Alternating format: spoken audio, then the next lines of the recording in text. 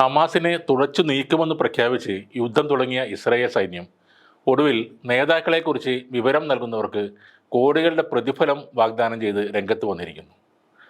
ഗാസയിലെ ഹമാസിൻ്റെ ഉന്നത നേതാവായ യാഹ്യ സിൻവാറിനെ കുറിച്ചുള്ള വിവരം നൽകുന്നവർക്ക് $4,00,000, അതായത് 3.33 കോടി ഇന്ത്യൻ രൂപയും, അദ്ദേഹത്തിൻ്റെ സഹോദരൻ മുഹമ്മദ് സിൻവാറിന് $3,00,000, അതായത് 2.5 കോടി ഇന്ത്യൻ രൂപയും നൽകുമെന്ന് കാണിച്ച് IDF ലഘുലേഖകൾ വിതരണം ചെയ്യുന്നുണ്ട്.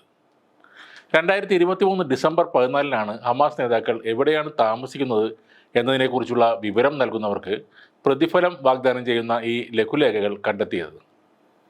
ഒളിച്ചിരിക്കുന്ന മുതിർന്ന ഹമാസ് നേതാക്കളെക്കുറിച്ച് വിവരം നൽകുന്ന ആർക്കും വലിയ പാരിതോഷികം നൽകുമെന്നാണ് IDF വ്യാഴാഴ്ച ഗാസയിലുടനീളം വിതരണം ചെയ്ത ഈ ലഘുലേഖകളിൽ പറയുന്നത്. ഹമാസിൻ്റെ ഖാൻ യൂനിസ് ബ്രിഗേഡ് കമാൻഡറായ റഫ സലാമയുടെ താമസ വിവരങ്ങൾ നൽകുന്നവർക്ക് $2,00,000 ഇസ്രയേൽ നൽകുന്ന പ്രതിഫലം. ഹമാസിൻ്റെ സൈനിക വിഭാഗം തലവൻ മുഹമ്മദ് ദയീഫിനെ കണ്ടെത്താൻ സഹായിക്കുന്നവർക്ക് $1,00,000 അവർ വാഗ്ദാനം ചെയ്തിരിക്കുന്നത്.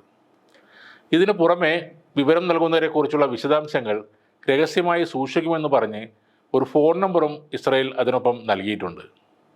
യുദ്ധം തുടങ്ങിയത് മുതൽ യാഹ്യ സിൻവർ ഉൾപ്പെടെയുള്ള ഹമാസ് നേതാക്കളെ ലക്ഷ്യമിട്ട് നിരവധി ആക്രമണങ്ങൾ ഇസ്രയേൽ നടത്തിയിരുന്നെങ്കിലും യഥാർത്ഥ അവരുടെ സ്ഥാനം കണ്ടെത്തി ആക്രമിക്കാനോ ഇസ്രയേലിന് കഴിഞ്ഞിരുന്നില്ല.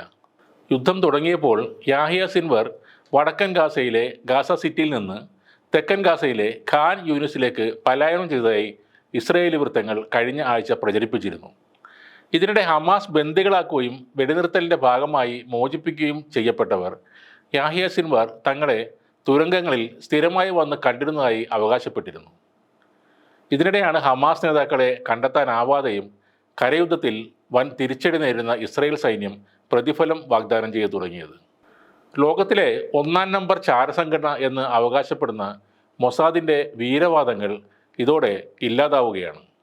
ഹമാസ് നേതാക്കളെ കണ്ടെത്താനാകാതെ ഒടുവിൽ പൊതുജനങ്ങളുടെ സഹായം തരേണ്ട അവസ്ഥയിലേക്ക് ഇസ്രായേലും അവരുടെ ലോകപ്രശസ്ത സംഘടനയായ മൊസാദും എത്തിച്ചേർന്നിരിക്കുന്നു.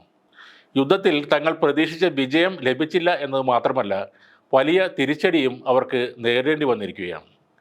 തങ്ങളുടെ സൈനികരുടെ മരണങ്ങളും പരിക്കുകളും അവരുടെ ആത്മധൈര്യത്തെയും വല്ലാതെ ബാധിച്ചിട്ടുണ്ട്.